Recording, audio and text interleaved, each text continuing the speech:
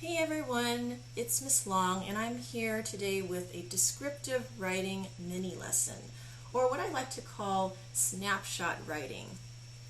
So why snapshot writing? I call it that because oftentimes if you want to write something really well and you're writing a story to get the readers interested, you got to think like a photographer. Now photographers take pictures, right? And those pictures draw attention to things that are important. And they show the details of an object or a person or a place, and really help the people, the viewers, to see those objects more clearly and to really understand them and to want to look at them more and more and more. So you want to think sometimes when you're writing, to think like someone with a camera. So how do you create a snapshot in your story? Well, the best thing to do is think about the 5 senses: taste, smell, hearing, sight, and touch.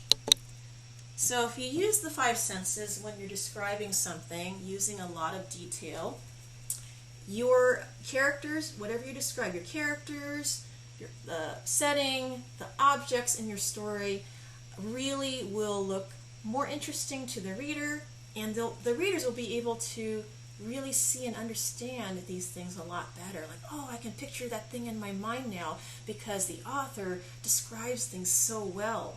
And that's what our goal is today, is to use descriptive details and really create really strong snapshots in our stories. You can think in terms of the 5 senses with using adjectives.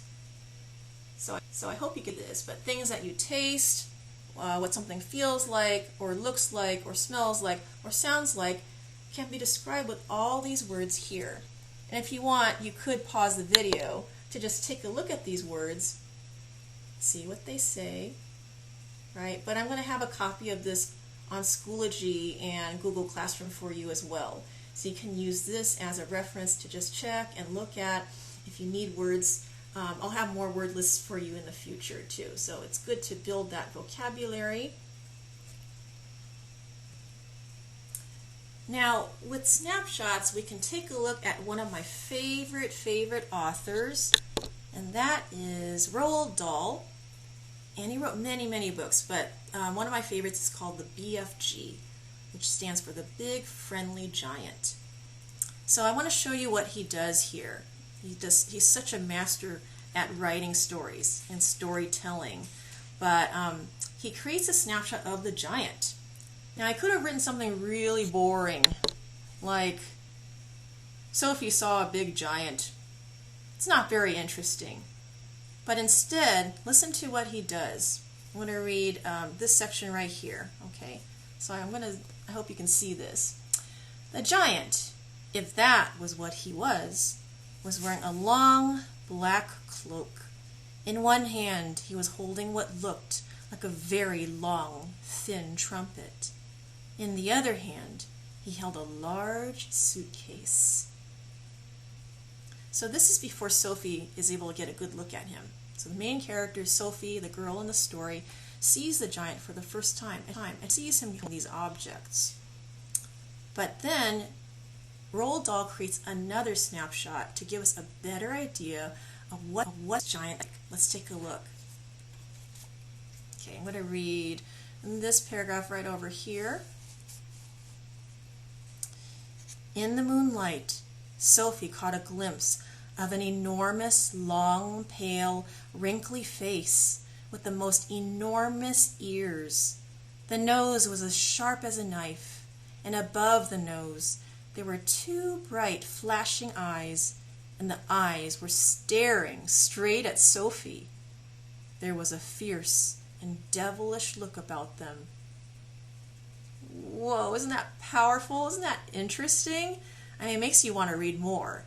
So that is a snapshot, a good example of a snapshot, right there, and also on the first page that I shared with you, the BFG. Now I wanted to show you some examples that were written by students.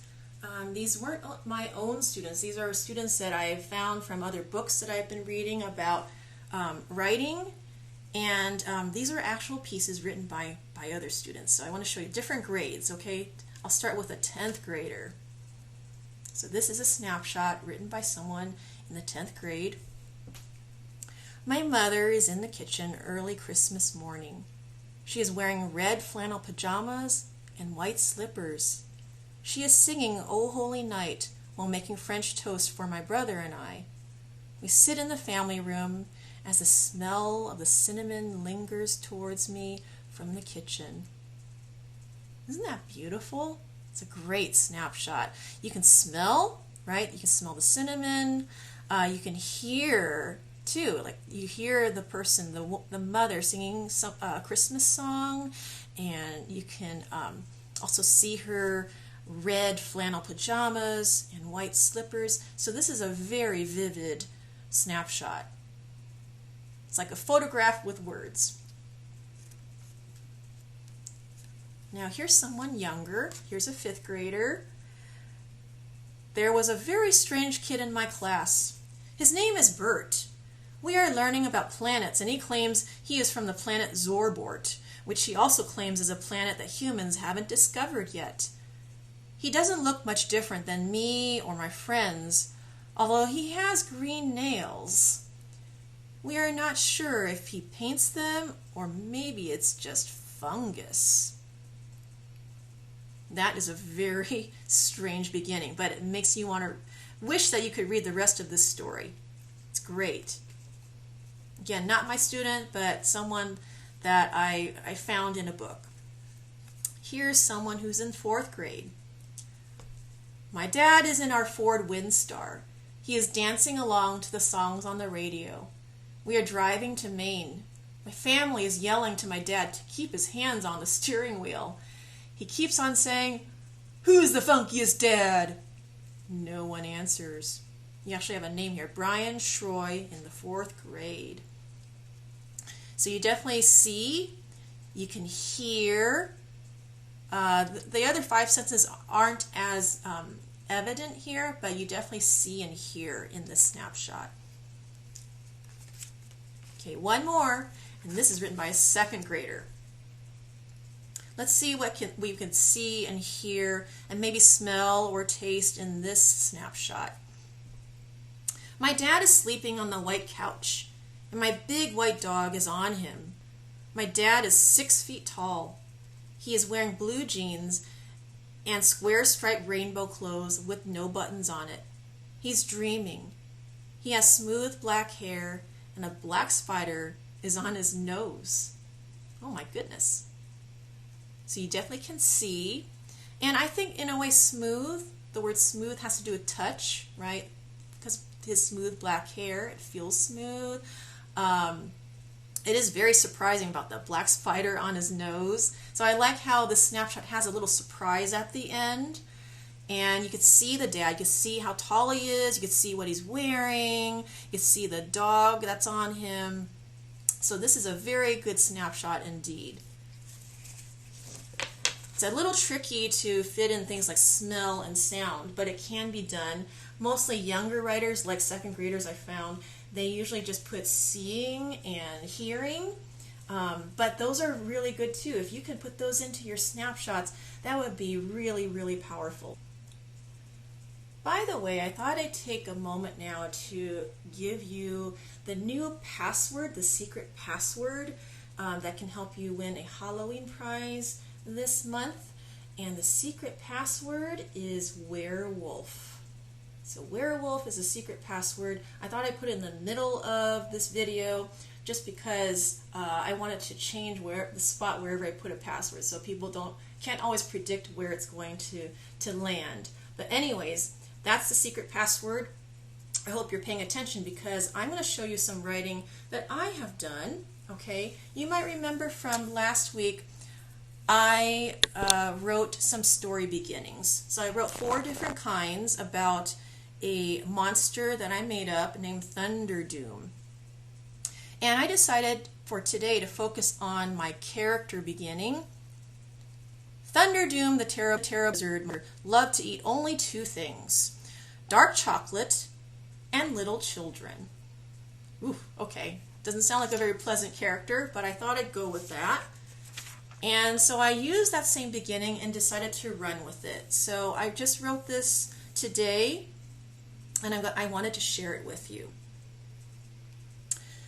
Thunderdoom, the terrible lizard monster, loved to eat only two things: dark chocolate and little children. He was 10 feet tall with arms like tree trunks. When he smiled, a sneaky, toothy smile, his neighboring monsters would wonder if he was up to something. When he spoke, his voice was like a hissing snake. What stood out most about Thunderdoom, the terrible lizard monster, though, were his huge, round, purple eyes that glowed by the light of the full moon. So that is my snapshot, a snapshot written by Miss Long. Okay, but don't go yet. I have one more thing I wanted to share, and that is some amazing story beginnings. Even though this lesson today, this video lesson, was about snapshots, I wanted to share what you have been some of you have been working on with story beginnings, and they've just been great. I've been so excited to see the wonderful writing that you're doing. So I wanted to first start with Hannah. So Hannah started her spooky story with dialogue, and she starts it out with this one. Trick or treat, we said as we knocked at the door. And I thought this was just great. I did want to point one thing out. I hope you don't mind, Hannah. I'm always wanting to make everyone in our class become better writers.